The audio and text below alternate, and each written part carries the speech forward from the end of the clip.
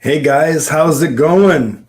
I hope everybody is doing well. We are doing our live a little bit later than we normally do. Usually we are getting started at noon Central Standard Time, but I had a mentoring group that I was leading earlier. And so we figured instead of not doing a live this week, that we would just go ahead and do it. So we are here. As you guys are hopping on, make sure to put in the comments where you're coming from, where you're going to be watching this from, and we'll start to interact with some of those comments as we go through. To let you know, we are not going to be doing dream interpretation on this live. This is going to be more of a teaching discussion live. We're going to be talking about prophetic and how it relates to prophetic, or to humility, and how it relates to prophetic ministry. So we're going to go in a little bit different direction. We try to go back and forth between dream interpretation and teaching. And we've been doing a series on prophetic reformation, and I wanted to explore a little bit about what this is like in looking at humility when it comes to prophetic ministry. So we've got some people from all over. We've got San Jose. We've got Sweden. It's a little bit late in Sweden. Glad you're still awake and can join us. We have Iowa. We've got Elmhurst, East Elmhurst, and Queens, New York City. I was reading the name and reading the location. Rebecca, it is really good to see you. Thanks so much for joining.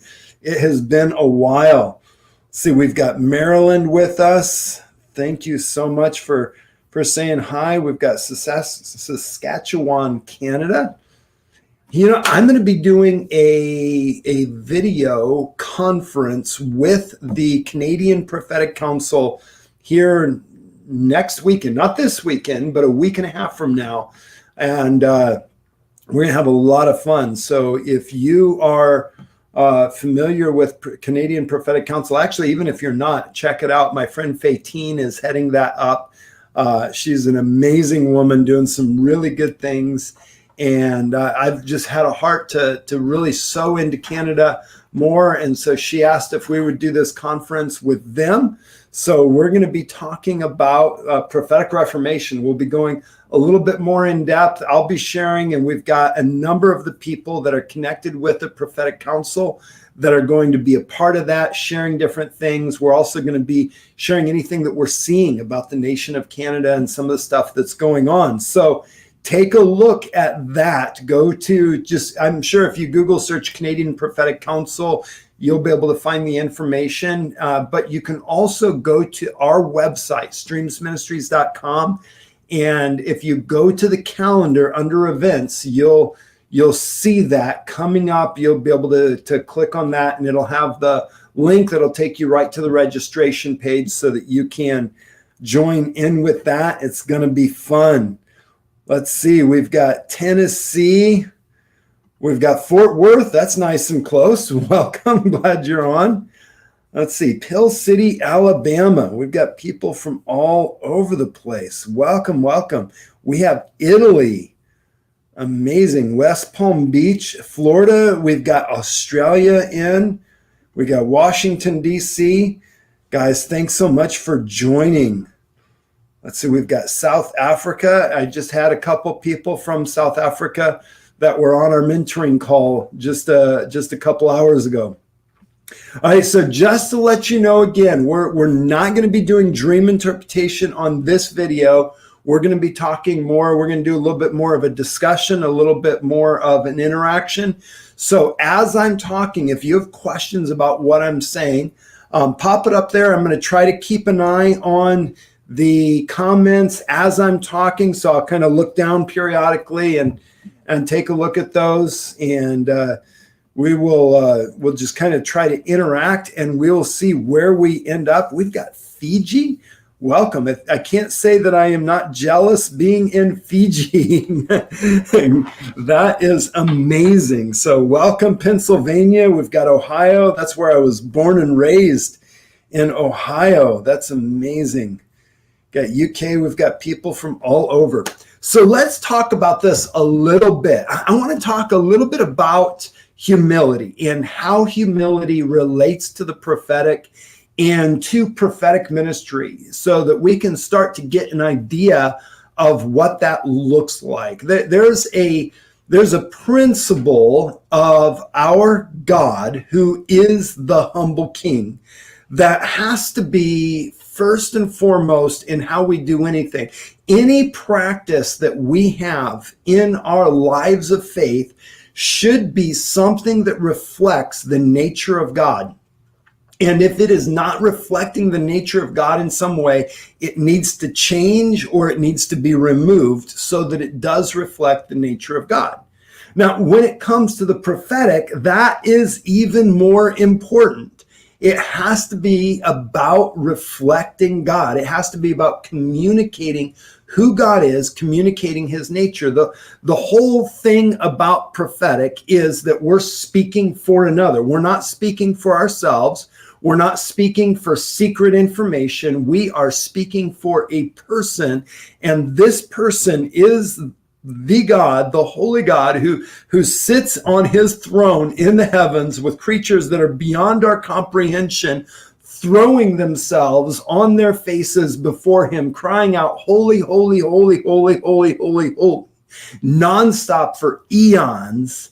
And this God chose to give up that glory, and laying aside all the rights of deity, he came and he was found in a servant. And when he came, he came as an embryo in a little girl's body. He didn't come fully born with all the strength of humanity. He came as an embryo. He was formed in the womb, just like every one of us was formed in the womb. Obviously, there was a little bit of a difference. This only took a woman's egg and the very seed of God that caused him to have life. There was not a human seed that was connected to this, so there was clearly that difference. And yet he was born as an infant, like every single one of us was. He cried. He had to have his diaper changed. He had to be taken care of. He had to be fed. He had to learn how to walk. He had to have someone help hold him up so that he could stand upright until his muscles developed to the point where he was able to stand on his own. He had to grow like everyone else. And he didn't even bring himself into an exalted place. When he was born to poor people, working class people. And I know I've heard different ones that tried to suggest that Jesus was born into a wealthy family, that because, his father was a carpenter, that they probably had money, except for this clear key that we see in Scripture. Because it says that Jesus, when he was 8 days old, his family brought to the temple. It doesn't say at 8 days old. It says at the time of purification that they were supposed to bring an offering that they brought for every male, every firstborn male especially. They had to bring an offering to the temple, and they brought 2 turtle doves. Now, this was not the normal offering. The normal offering would have been a lamb. But if the family was too poor to be able to afford a lamb, they were able to bring 2 turtle doves instead. And so Jesus's family was too poor to even be able to purchase a lamb to bring as an offering for their firstborn. So the idea that Jesus was born into a rich family, if that is true, then his family did not have a high reverence for God and treated God as not very valuable, and they didn't want to listen to him, which that is clearly not the case. That God would not have allowed his son to have been born into that kind of a family.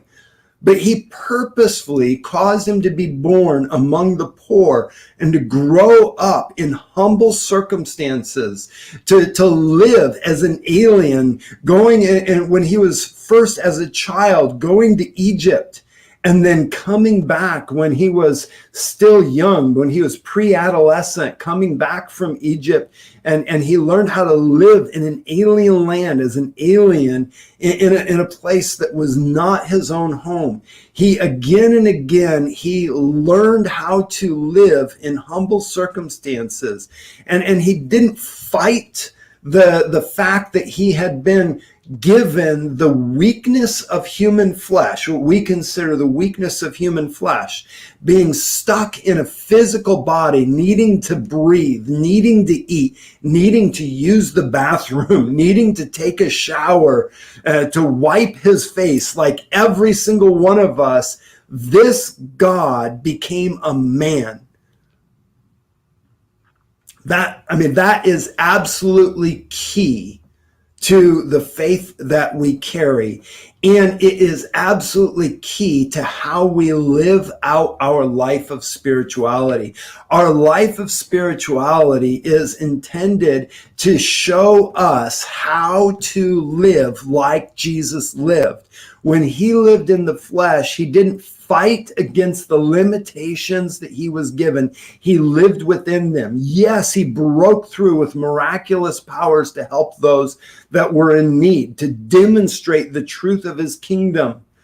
But he didn't just go up on the top of the temple and float down from that height to show everybody how powerful he was so that everybody would worship him. He waited.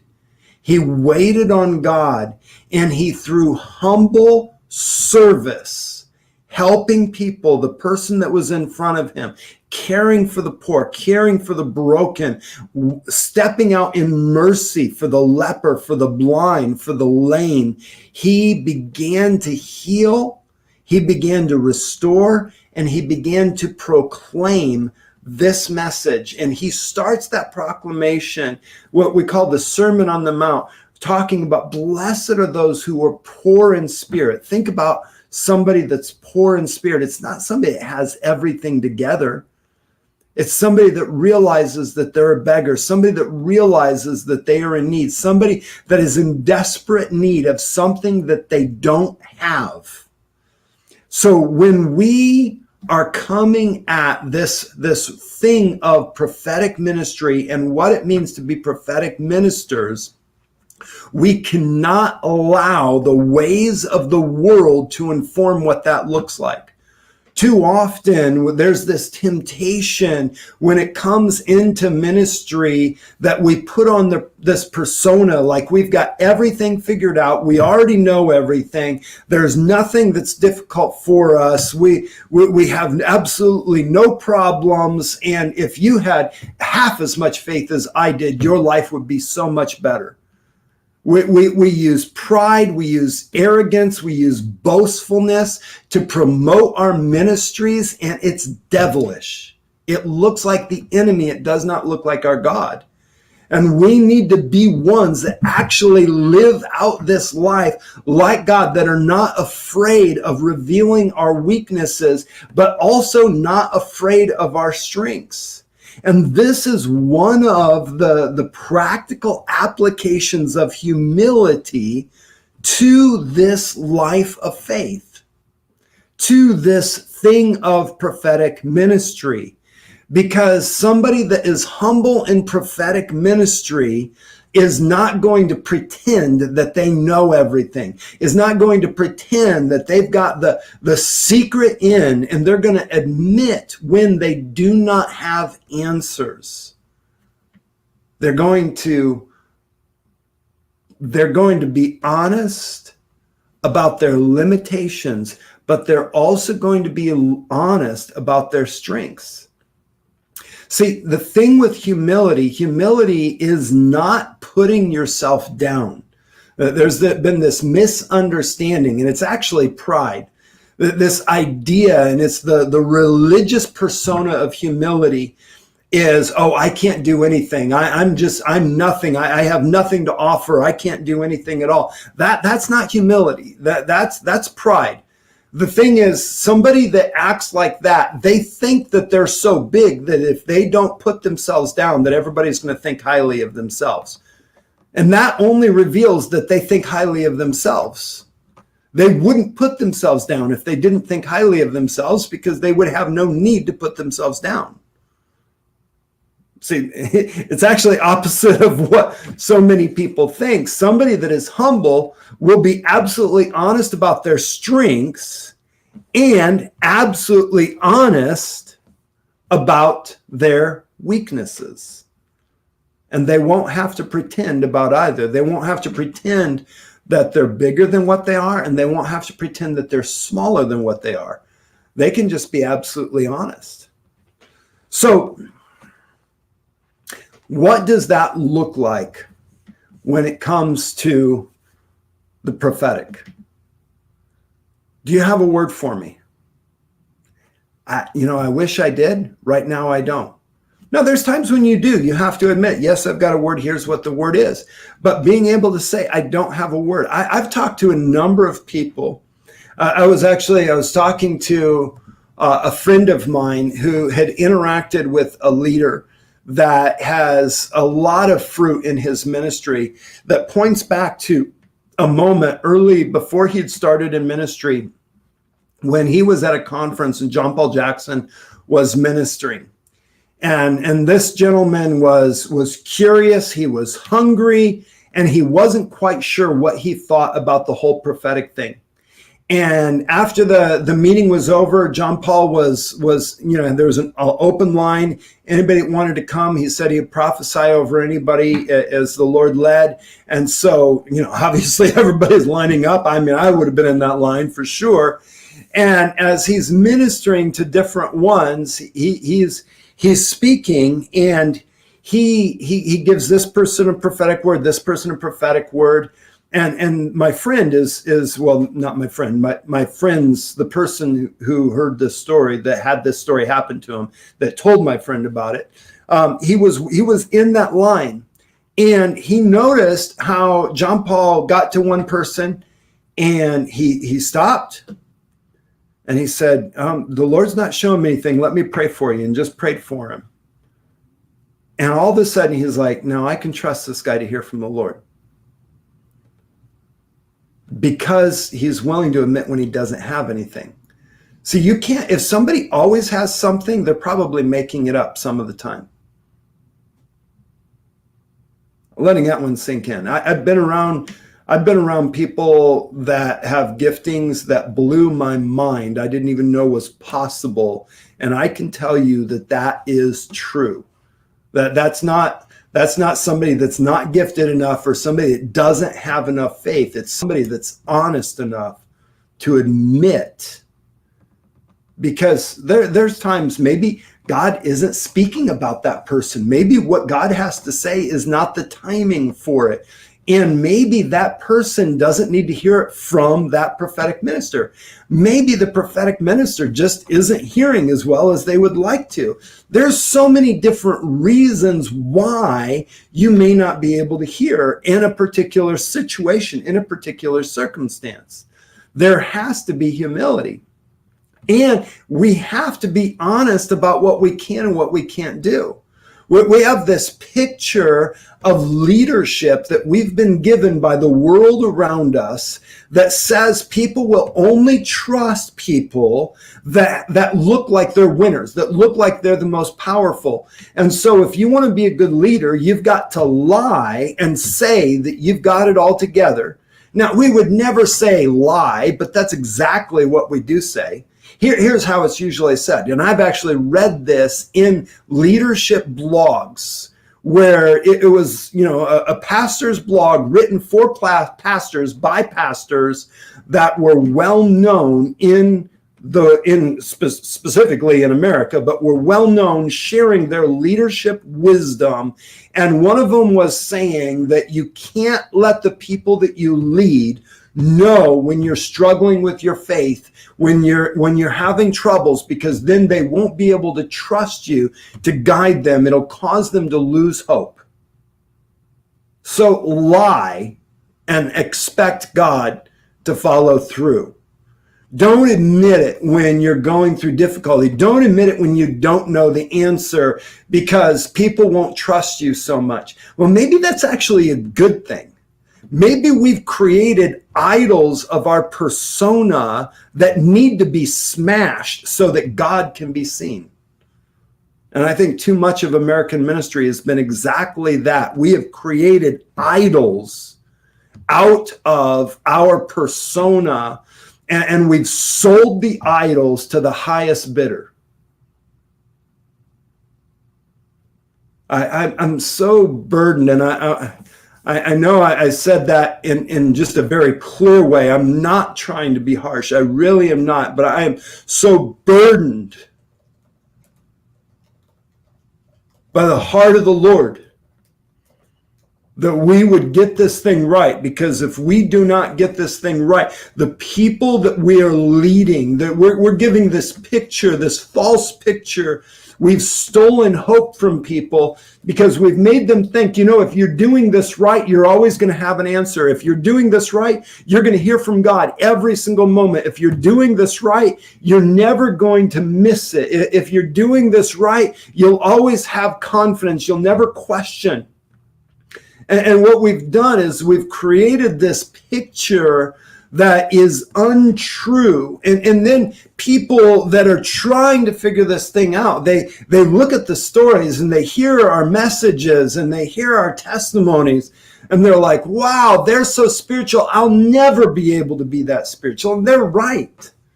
They will never be able to be that spiritual. Why? Because somebody's lying and calling it teaching. And we need to absolutely be honest. We need to be absolutely honest. I'm reading somebody's comment, somebody with the Hebrew name. I remember as a 12-year-old, I'm going to read this real quick, that a charismatic priest had a word for every member of my family but me. When I begged for a word, he kept on telling me that there was no instruction for me. By the time I was 17, God's word for me was to take up mass media. It wasn't even on my list, but I obeyed. I graduated at the top of my block, straight out of university. I flew to the U.S. for a media ministry. It didn't matter that God didn't have a word for me 5 years before. It was time for me to choose. See, there's times where having that word could have deviated the path that God had. But when we have our trust in God and not our trust in the minister, that creates a path where people can hear him even when we don't have a word from him. It always concerns me when people think that they can't hear from God, so they have to hear from somebody else. There's something that's untrue there. There's some wound that's there that needs to be healed. There's something that needs to shift, because God is a loving Father that wants to speak to every one of us. And one of the things that causes this error, where we create such a picture of ourselves that everybody needs us, is because we realize that if people don't buy our books and don't give to our ministries, that we're not going to be able to pay our bills. And we don't really have trust in God to provide for our needs. And so we make sure that we create a dynamic where people constantly need us so that they can get their religious fix. And as long as that is going on, they'll constantly give more. They'll constantly keep on coming back, and they will need us to get their fix. And it gives us consistency in income. I'm just telling you on the inside. I've heard these comments, and I've heard people that have struggled with this and fought through this. I remember John Paul warning us, and there was a number of us that were beginning in ministry, and he was warning us. He goes, "Don't ever create something, a ministry monster, because whatever ministry monster you create, you're going to have to feed. Whatever you use, if you're the one that's building the ministry and God did not build it, you're going to have to feed it." And so if you build your ministry and your ministry is built on you getting prophetic words, you better keep on getting prophetic words, because if you don't, then the people that you got to come because you had prophetic words aren't going to continue to be there. And if you build your ministry on having the fresh revelation every year, you've got the fresh word, and everybody keeps on coming back because they need to know what the new word for the new year is, then you don't get the word for the year, then you start losing the group of people that were coming only to get the prophetic word. But if you build your ministry on anchoring people in relationship with Jesus Christ, and you teach them how to engage with Jesus Christ, then people will come to learn how to engage with Jesus Christ. And that you don't have to perform to do. You just have to be honest and keep on pointing people to him. And there's a big difference in those two things. But I tell you, it's a lot faster if you build it on flash. It's a lot faster if you build it on these astounding things that tickle the ears, because crowds always come where their ears get tickled. But there is a remnant of people that desperately want the real word of the Lord. They don't want to hear the fluff. They don't want to hear the games. They don't want to hear the pretend. They don't want to hear somebody bragging about themselves. They want to meet with God. They want to hear what God is saying. They want to engage with God's presence. And this is the people that are faithful. This is the remnant that God has always had. He always keeps a remnant that are pure to his heart. He always has. He always will. So when we build a ministry on humility, whether we perform or whether we don't perform, it's about God. And it's no longer about us. It becomes about him. And we don't feel the need to come up with something. We're just going to be faithful. And if we've got nothing, we'll come and say, hey, I've got nothing. And when we've got something, we're going to come and we're going to say, hey, I've got something. And you know, when somebody says, I don't have anything, and then later they say, you know, I've got something, you can trust them a lot more than somebody that always has something. Because there's something wrong there. There are times when the prophets of old did not have the word of the Lord. They didn't get it. People had come. They didn't have anything to say. That is good. That's not a bad thing. That's a good thing. See, and then what we're doing is we're actually developing disciples instead of fostering dependency. And if we are in ministry, our ministry is supposed to be developing disciples of Jesus Christ, not dependence on our gifting, not dependence on our capacity to do things. Paul talks about this in Corinthians. He is trying to help the Corinthian church because they'd been caught up with these super apostles, these super prophets. They were super anointed. They had everything going for them. They always had it right. And he's making fun of them at one point. He goes, oh, you've already got everything. Like, you don't have any problems at all. Like, you're already ruling according to what we're going to be getting later. Like, wow, that's amazing. I wish it was so. I mean, poor us, you know, the actual apostles. I mean, he doesn't say actual apostles. He goes, we're stuck here, and we don't always have enough food to eat, and things aren't always working out. We've been beaten. We've been despised. We're the scum of the earth. But man, you guys already rule? Yeah, I wish you did, because then we would be ruling with you. See, somebody that is really genuinely following Jesus Christ, they're going to realize that they do not always have it together. We do not always have it together. We sometimes make mistakes. We sometimes miss it. Things don't always work out. Sometimes we get the miracle, and sometimes we don't get the miracle. Sometimes we hear the word of the Lord, and it's astounding. And times we thought we heard from him and we find out that we missed him. It was actually our own soul. And we have to be humble enough to admit it when we're wrong. See, somebody that has built a ministry on pride and performance will never admit when they're wrong.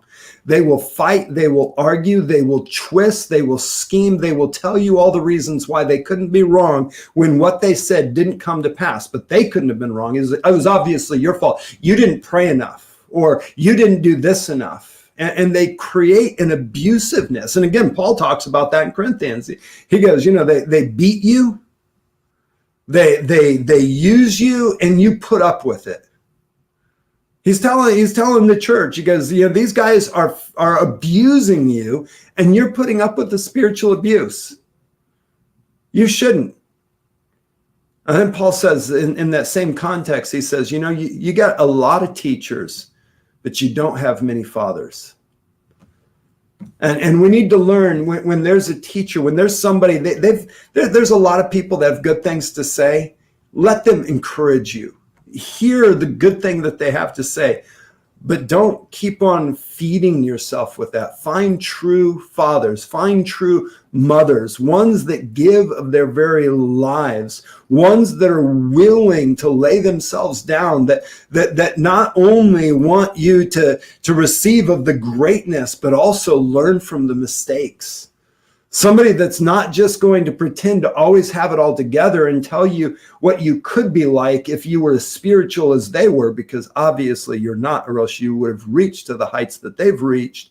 But somebody that's willing to say, man, this is where I messed up, and this is where we can learn. This is what we can learn from this mistake. Man, this is where I didn't do it right, and this is how I hurt people, and this is what you can learn from that. That was one of the things that I so appreciated when I first came to the Art of Hearing God course 20 years ago. I remember John Paul got up to start the meeting, and he's just kind of introducing what he's going to be doing over the weekend, teaching about hearing from God. He goes, I've got 20 years of people that I've hurt in churches that I've hurt behind me, that you don't have to live through. You don't have to go through the pain that I went through or cause the pain that I caused. You can learn from my mistakes if you'll listen to what I had to say.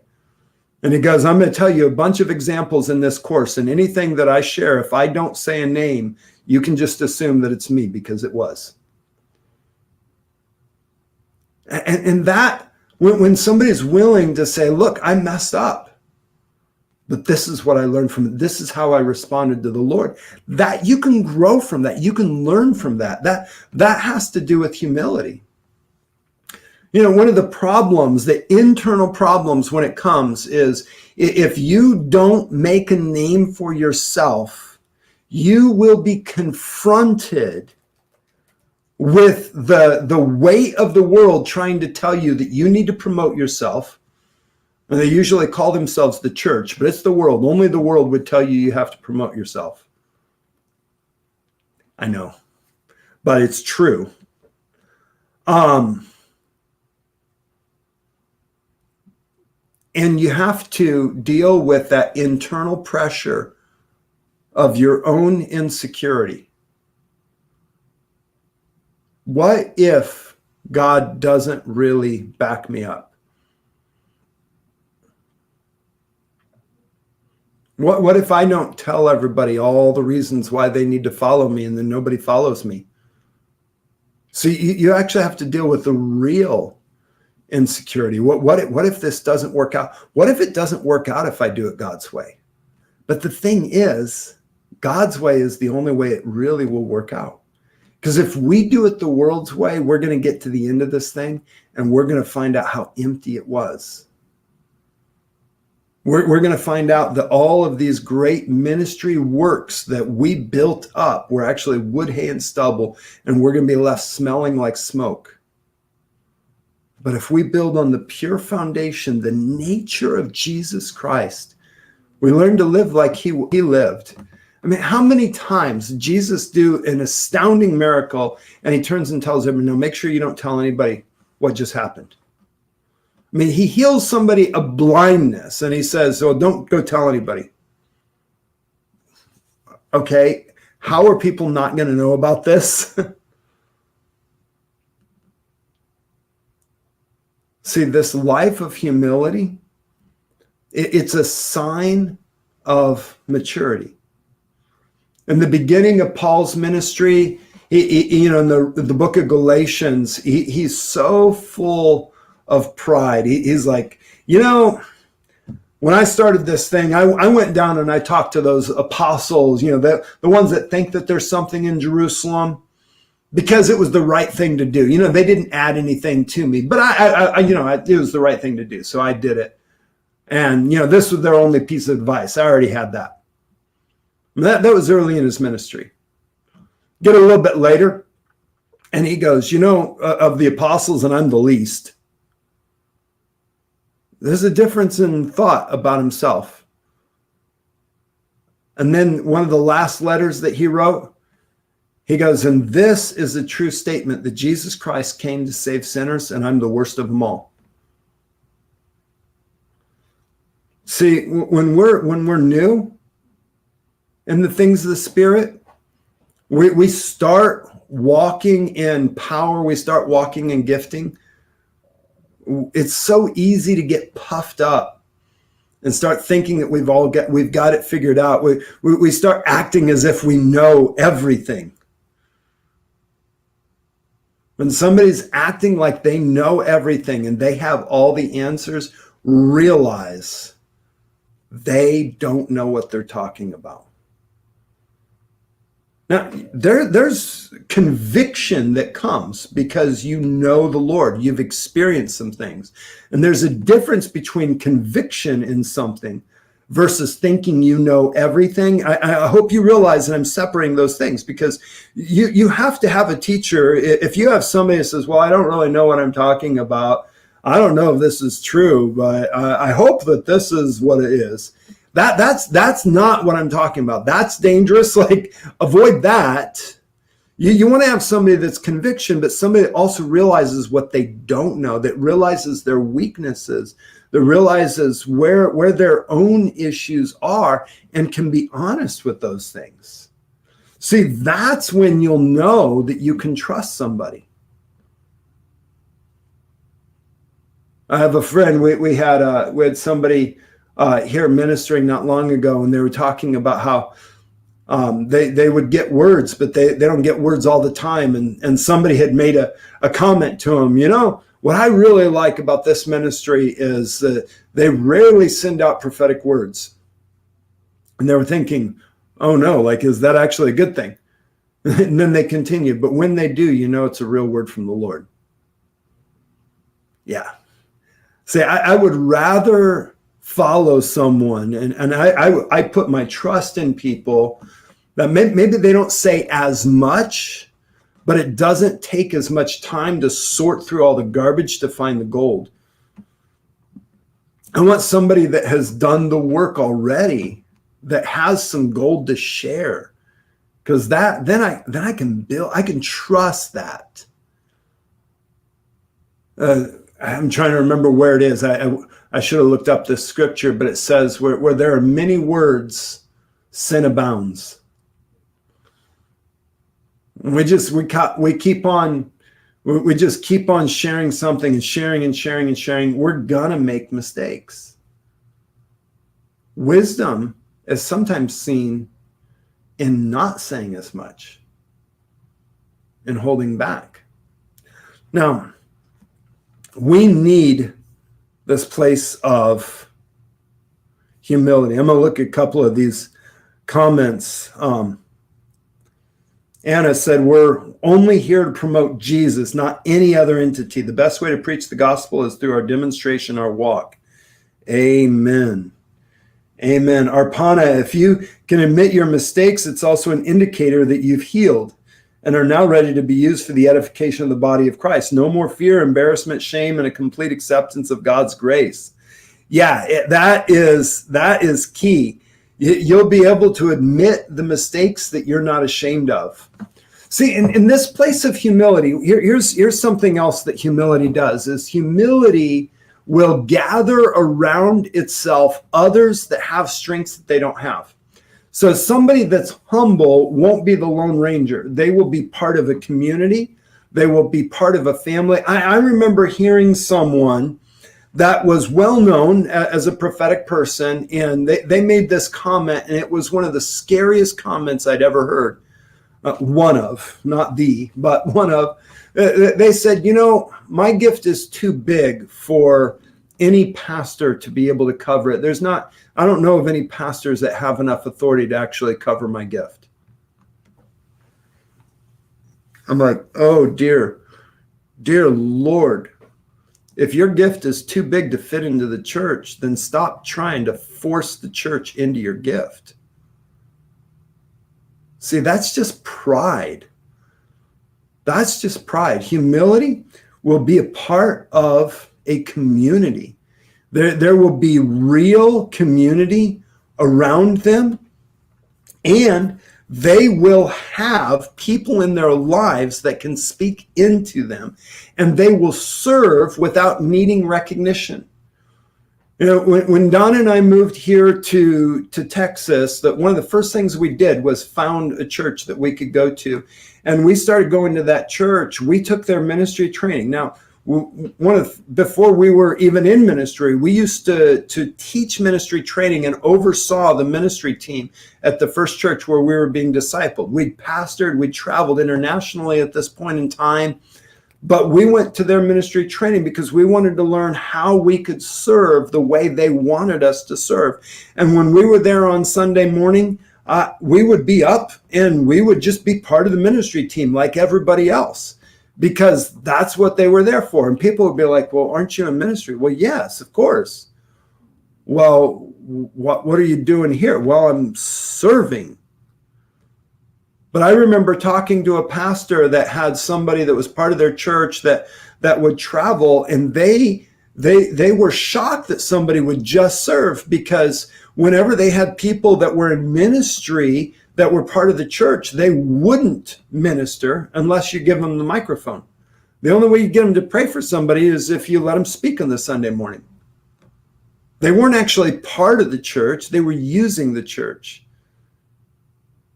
They were so important, they didn't have time to do that. When I was pastoring, I had this guy that came to the church. He only came once. You'll see why here in just a second. He had been sent by God because he'd had this vision of this great revival that was going to be happening in the area, and he was going to start prayer for this great revival.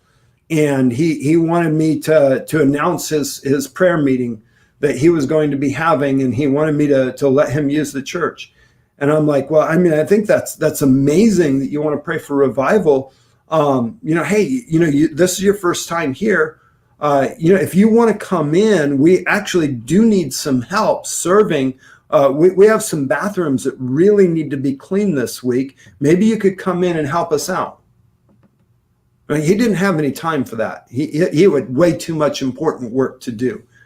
He couldn't be a part of that. And that was a test. I was tested. I was saying, is this guy so self-important that he can't serve? Is he actually called here? Or is he just trying to use here as a way to promote himself? He was just trying to use here as a way to promote himself. He didn't come back. I mean, I did have somebody else that had been part of the church for a while that he'd told all the story about all why they were so important and why they were so gifted and why they needed to do this ministry, that called and asked if I would please let them have, a time to do the meeting. And I'm like, actually, no, I don't know who this person is, but they had great revelation. Well, I don't know if they had great revelation or not. They've got a great story. But I'll find out if they had great revelation by watching their life. They can come and be a part of the community. And once they're part of the community, then we'll see what happens. If they're not willing to be part of the community, then we don't have room. I mean, if they're too big to serve, they're too big to fit in the church. See, when we begin to develop this mentality, we start to see ourselves, like Paul talks about, each time he talks about spiritual gifts, and there's three lists of prophetic gifts. I mean, three listings of spiritual gifts. Each time the prophetic is mentioned, each 3 times he talks about how the different gifts are different parts of the body and how we're all needed and we all have our own part to play. And those things that seem to be more visible are actually the ones that have the less honor. And those that seem to be less recognized are actually should be given the most honor. And in this understanding, the prophetic is just one thing that happens. I mean, I believe me, I love the prophetic. I am a prophetic minister. That's what I do. I teach the prophetic. I champion the prophetic, but it is only one of the ministries that are all important. And the prophetic ministry finds its importance in how it serves the body and fits into what God is doing in the body. And when we recognize ourselves, our role is to be a part of the body and to build up the body of Christ, not to build up our ministry, not to make ourselves look good, not to make ourselves look popular, just to serve. Let God promote you. So when that happens, when you get to that place, you don't have to defend it. One of the things that has happened again and again in my life is I keep on being asked to take on authority that I didn't ask for.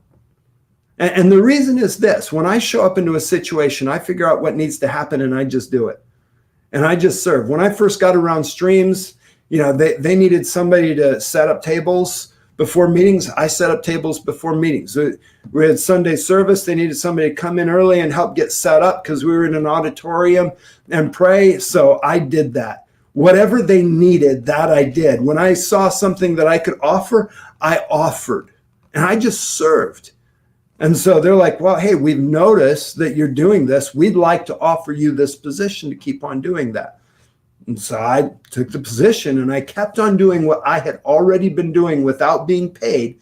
Now I was being paid for it. I get around a group of leaders and I give advice and I help people recognize what God was doing. And I would share words of wisdom and share words of insight while I was practically serving. So I was asked to take over the leadership of that church. And then when John Paul passed away, I just showed up and I helped. I talked to the staff. I helped them walk through the difficulties. I prayed for them. I counseled them. And the people that were leading, the gentleman, John Crandall, was doing such a good job in the transition after John Paul passed away. I would just show up and I would encourage him and I'd give him advice and I'd answer his questions and I'd be a place where he could talk. And then he realized his season was over, that he needed to transition into something else. And so he suggested that I took over the leadership, and the board had already recognized that I was doing what needed to be done and asked if I would take over this position. It wasn't because I never applied for a single position in ministry ever. I just serve wherever I'm at. And then God keeps on putting me in front of the right person that asks me to keep on doing what I'm already doing. See, now I've got nothing to defend. I didn't lobby for this position. I can't lose this position. And if God chooses to move me somewhere else, then I'm going to go somewhere else. But wherever I go, I'm going to serve. I'm going to do what needs to be done. I'm going to be faithful, and I'm going to be myself, period. And that's what it's supposed to be like. I don't have some special picture of myself that I need everybody else to recognize and bow down to. That's Nebuchadnezzar. He's the one that put up the huge idol of himself in the plains and said, hey, when the song starts, everybody better bow down. See, we don't need ministries that need everybody to bow down to the picture that they have of themselves and the gifting that they have. We need humility.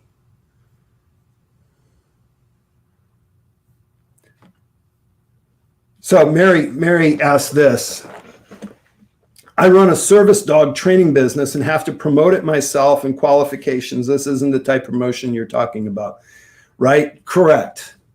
So in the self-promotion, and I'm not going to do anything unless you acknowledge me, I'm going to be faithful no matter what. But I'm also going to communicate. So, we communicate about the things that we're doing. We do so in such a way that we're being honest. This is what we can do and this is what we can't do. When we're promoting, we're not over-promising, trying to make ourselves look better than what we are. We're being honest. So that thing about humility, I like how C.S. Lewis said it this way: humility is not thinking less of yourself, it's thinking of yourself less. Real humility requires honesty. So I can admit this is what I'm good at, this is what I'm not good at. I can help you here, but I can't help you here. I have something to offer, and this is what it is. I'm offering it whether or not you recognize me or not. If God's asked me to do something, I don't need anybody to recognize that I did it. And I practice this regularly. I make sure that I do things that nobody ever finds out about, simply because I'm doing it to serve Him. I'm not doing it to promote myself. And so it's the heart behind it. So it's not saying you never communicate what it is that you're able to do, but that you're not over promoting and you're not requiring people to think of you in a certain way before you will be faithful, excuse me, to what God has given you. Got to get a drink here.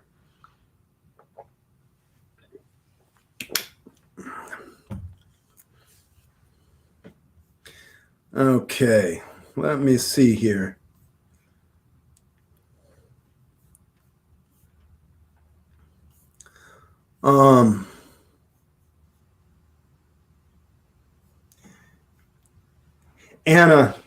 Anna said, John, I've walked with the Lord for 45 years. I've learned through the years, the more we learn, the more revelation we receive, the more humble we become.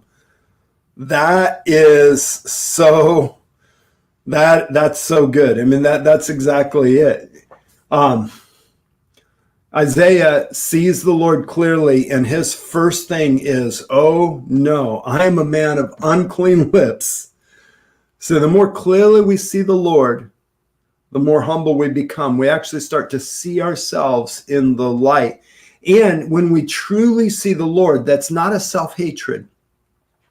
It's not like, oh, I'm so awful, I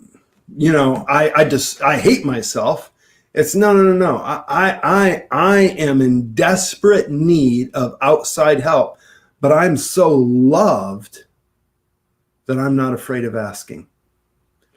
I love Timothy Keller is an astounding communicator. In his book, Prodigal God, he's got some great one-liners. I'm pretty sure it was in that book. He says this: the gospel says, I am so bad that God had to die, but I'm so loved that he was glad to die.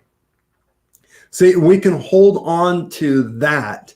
We can pride will see our sin and we'll actually despise ourselves because of it. It actually goes into shame. It becomes identity. Where when it's real, when it's true, we'll say, man, I messed this up. God, I am so sorry. Pride won't ever forgive itself. I should have done better. I should have known better. I. Pride always has I in it. It's right in the center. See, but true humility is like, God, I messed up. I am so sorry. And then we can, like David, we can take our sin and we can turn it into a psalm and make sure that everybody in Israel sings about it because of how good God is in forgiving. Psalm 51, if I remember correctly. So helpful, so helpful.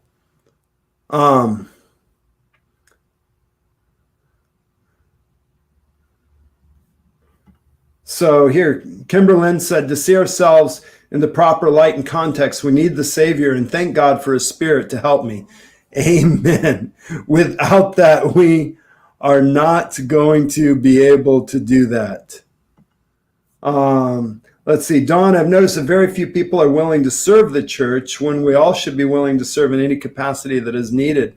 Yeah, it's a clear sign of the level of somebody's humility. What job is beneath you? That's key. I can remember sitting down. I was at the first time I ever went to Bethel Church. John Paul was doing an Eyes and Wings conference. It was John Paul, Bob Jones, Leah Randolph, and Chris Valentin were the 4 speakers. It was an amazing time. But it was before Jesus culture was really big.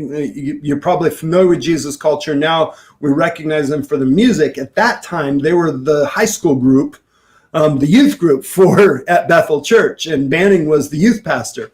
So Banning Lepsher was doing this thing. He was trying to build this movement called Jesus culture because he knew some of the impact that it was going to have. And one of the things that he was doing was this website where he would have any of the guests that came in for the conference, and he would sit them down and ask them one question. If there was one thing that you wanted to sow into the next generation of revivalists, what is it that you would want to make sure that they knew? And so I was there helping out John Paul. I was traveling with him at the time. And so they asked John Paul to come and do this. And so I got to sit there. So I'm sitting on the couch next to John Paul. I didn't make it into the video, obviously, if you've seen that video, but I'm not even sure if they still have it up. I hope they do. It was amazing. So they asked John Paul this question. And so when John Paul, he starts the video, he goes, never get too big to take out the trash or to clean the toilets. And he starts to talk about how he would wait until everybody in the staff would leave at the end of the night. He'd be the last one in the office, and he would go down to the bathrooms and he would clean the toilets to remind himself that he was a servant. See, as soon as you get too big to clean the bathrooms, you're too big to do any real good for the kingdom. That's where we need to be. What needs to be done? How can I help? Now, that doesn't mean that we don't prioritize. When God has told us this is what you're supposed to do, we do that first before we do all the other stuff that we can do. So it's not saying that we allow our schedule to be completely relegated by other people's priorities, but by God's priorities. So we still have a no, but we have a heart of service. And it's not because, that's beneath me. So there's a time of recognizing, no, this is what I'm supposed to be doing. If I'm supposed to be getting up to preach and the trash needs taken out, I will either ask somebody else to take out the trash, or I'll wait till I'm done preaching and take it out then. I'm not going to not do what God has told me to do that. But it doesn't mean I won't do that if I don't have something else to do. I've been at churches where I came in to do meetings, and they were still getting the room set up. And so I show up and I just start helping to set up. I'm moving chairs and getting things ready for the meeting. And they're like, oh, don't you need to go and pray? I'm like, actually, I'm already prayed up. I'm ready to go. Let me help, sir. Oh, no, you don't need to be moving chairs. I'm like, why not? Why not? It's what needs to be done. It's what we do.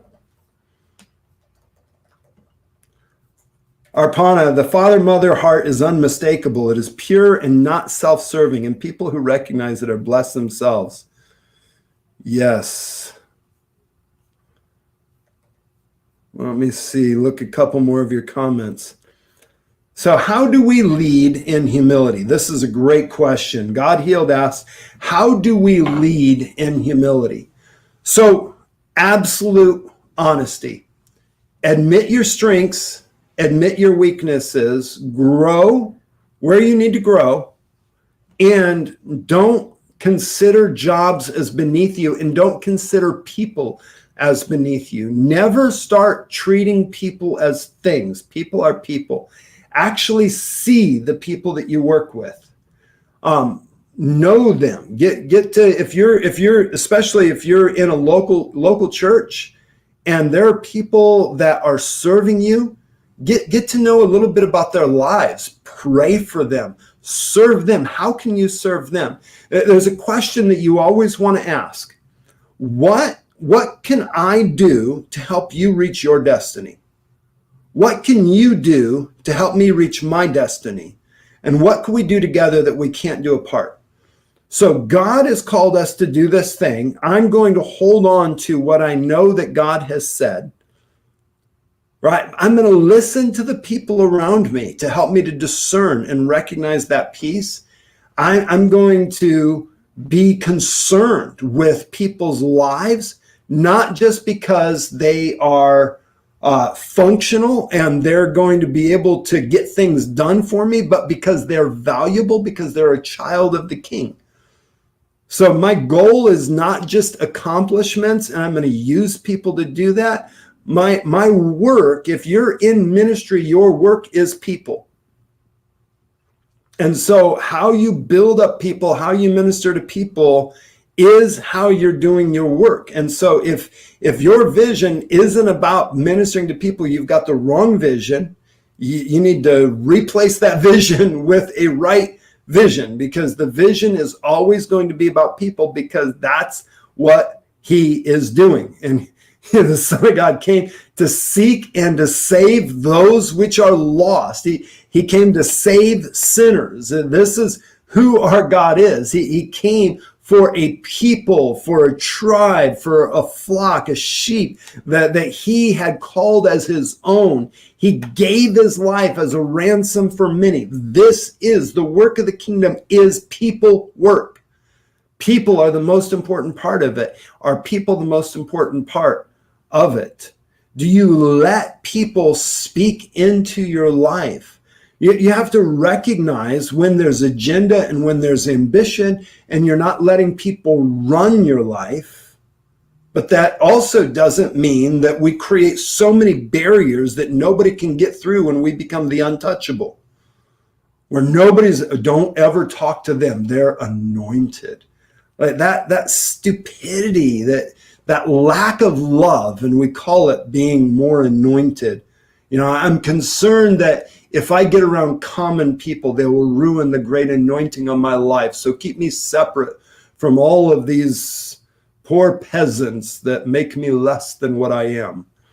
No. If you've created that kind of a mentality, kill that. Kill that. Kill that. It's about the people. How have you made it about the people?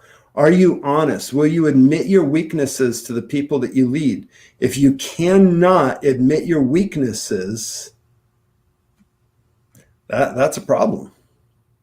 So those are a couple things. How do we lead in humility? Sasha, how does one develop humility? Do we need to always go through the hard times in order to develop it? It is very helpful to go through the hard times, but no, not always. Develop humility by being absolutely honest.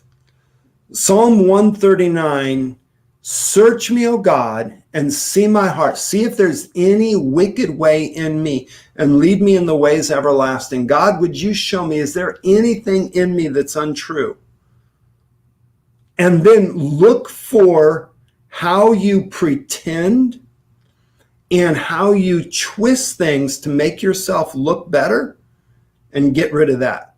So where do you pretend that you're something that you're not? You pretend that you're nicer than what you are, or that you're more anointed than what you are, where maybe you don't quite lie, but you embellish the truth just a little bit. I mean, you want to help build people's faith, right? There's always self-righteous justification for how we do things. We pretend, we make ourselves, I spent so much time in the Word yesterday. And people are thinking, wow, they're so spiritual. And what that really means is I spent 10 minutes instead of 5 like normal. It's better than 5 minutes, but it's not so much time in the Word. Now, why did we say it that way? Did we say it that way because we were excited because we'd actually done more than normal? Or did we actually say it that way because we wanted people to think that we were gifted? When we don't have a word, or when somebody asks us for a word and it's just such a small, tiny thing, are we willing to share the small, tiny thing? Or do we not? Will we admit it when it's a little thing? Maybe it's just a thought. Do we say, oh, the Lord told me? No. You had a thought that you recognized was the Lord. Saying the Lord told me is called lying. That's not called humility. Just be honest. See, humility is absolute honesty. You will recognize that you've grown in humility because you're absolutely honest. Ask the Spirit of truth to put a guard over your tongue that nothing comes out of your mouth but what is absolutely honest. And whenever you catch yourself twisting something to make yourself look better, to make yourself look more spiritual, apologize immediately. Go back to that person. I just said this. That is not what I meant. See, because we are a people who walk in humility. We're people that follow the Spirit of truth, which means that we walk in absolute honesty and truth. We don't twist. We don't spin. We just say what needs to be said. What if you think you're humble enough for the people to listen, but scared that you will let God down through ministering in the wrong way? So that actually shows that there may not be as much humility as you thought there was. Because, you're big enough to let God down. Like God doesn't actually know what's going on. You're big enough that you could ruin God's plan. Now, I know we don't think that way, but this is how I help myself to catch when I'm thinking these ways, is I'm like, wait a second, get me out of it. I'm thinking of myself too much, which means I'm not humble. I want to stop thinking about me in this dynamic. God, what are you asking, and will this help these people? Yes. Okay, I'm just going to do it. I'm just going to do it. Not because I don't care. I might mess it up. I might do it wrong, but God's asked me to do it. And so he must be okay with it. I'm just going to be faithful. And we do our best to remove it. Wait a second. I'm thinking about me. That's proof that I'm still stuck in pride. It's about me. No, God, it's not about me. Forgive me. I tell you, so trying to develop humility, but also having a bunch of insecurity. I can remember thinking, I would be worshiping and I would give myself to the Lord. And then, I have this thought, and I know it's not my thought, it's demonic thought. Oh, everybody's watching you. They're watching you worship. Make sure that you worship well, because you want to know how spiritual. I'm like, oh, that's so bad. And so I would actually stop worshiping. I mean, I wouldn't stop worshiping in my heart, but I would stop moving. I would just stand there because I didn't want people to think that I was too spiritual, which is stupid. Like everybody's watching me when they're worshiping. No, they're actually, hopefully they're watching God. Like, how many people in the room are actually looking at me? Probably nobody, maybe one or two, and they're not really paying attention to that. They've got their own stuff that's going on. I am not the center of the universe. And I realized, wait a second, I am letting my pride, because I want to be humble. I don't want to look too spiritual, which is pride, because I think that everybody's going to think that I'm looking so spiritual because I worship so perfectly. It's so stupid when I think about what I thought, but it's what it's what was going through my mind. But it was all about me. And I just stopped. God, I refuse to think about that. I am here for you. And I'd set my attention on him. And when my mind would start thinking about what I look like or what people, and I would kill it. I would kill it. I still have to kill it. There's still times when I get caught up doing the exact same thing. And I've got to know it's not about me. I don't care what people think. Am I being faithful to what you're asking? Yes. Then it doesn't matter if somebody thinks that I'm super spiritual or somebody thinks that I'm an absolute fool. Neither one matters. Am I doing what God has asked me to do? It's not about me. When I am a consideration, I'm operating in pride. Somebody said, one question, can this with cleaning toilets also become a thing where pride grows? Yes, it can. Especially if you make sure that everybody knows that you clean the toilets. I'm cleaning the toilets because I am so humble. No, you're not. You're cleaning the toilets because you want everybody to think that you're humble, which is the truth of pride. All right. Guys, this has been really good. We went a little bit longer than normal. I love the discussion. The discussion time is so helpful for me. I find it helpful to catch some of those things that maybe I didn't say as well, or draw the teaching into different arenas. We're going to do this on a regular basis. The next time we do our live, we will be doing dream interpretation. So we'll be able to do that. But I just want to encourage you, think through how to live this out humbly. Because if you figure this out, you become an example. It's not about you being the example, but you will be, because this is who God is. He uses us in spite of ourselves. And in that, he allows us to serve his body. Make it about serving his body. Don't make it about you. And when you smell pride, learn that this is a place where maybe you can get taught, but you're not going to be fathered. Don't let yourself be fathered by pride, because you'll end up being proud. Because pride always fosters pride. And it's right next door to narcissism, which is a major plague in our society and a major plague in the American church that needs to be killed.